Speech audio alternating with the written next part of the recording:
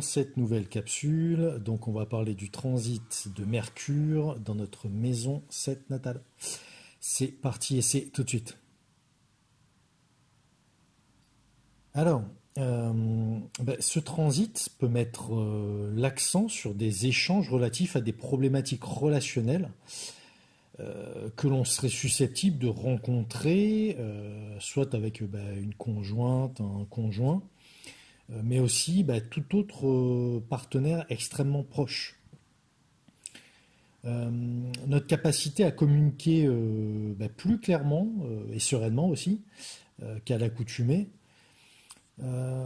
pourrait nous permettre de résoudre, on va dire, certaines difficultés ou encore toute incompréhension qui se sont, on va dire, installées avec la personne qui partage notre vie ou avec laquelle on est lié contractuellement, associé professionnellement aussi. Avec ce Mercure dans notre 7e maison astrologique, toute démarche visant à être conseillé ou bien à obtenir des informations par l'intermédiaire d'une tierce personne, d'un expert dans son domaine plus particulièrement, sera favorisée. En effet, si l'on développe un projet personnel ou aussi professionnel durant cette période, ça sera, on va dire, le bon moment de se faire épauler temporairement, bien sûr, et éviter de rester seul dans son coin, un peu en restant bloqué sur une ou plusieurs problématiques qui peuvent nous paraître insolubles. J'ai envie de dire l'échange, ou plutôt le ping-pong, entre guillemets, intellectuel avec l'autre, permettra assurément de nous apporter des solutions et nous remettre ainsi sur de bons rails, afin de continuer le projet dans lequel on s'est investi. La petite morale, on va dire, de ce transit mercurien ici serait un peu résumée par un vieil adage de grand-mère, on va dire, à savoir on réfléchit mieux à deux que tout seul.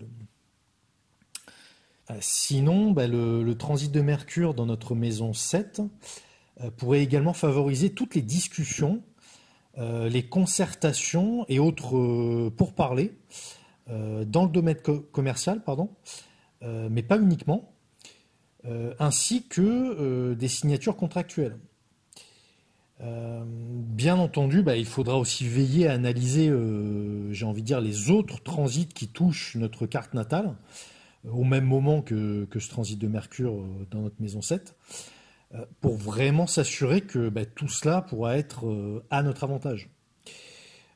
Par exemple, si on reçoit une opposition ou surtout un carré de Jupiter sur notre Mercure natal, il faudrait peut-être être très regardant avant de signer des contrats ou entrer en négociation.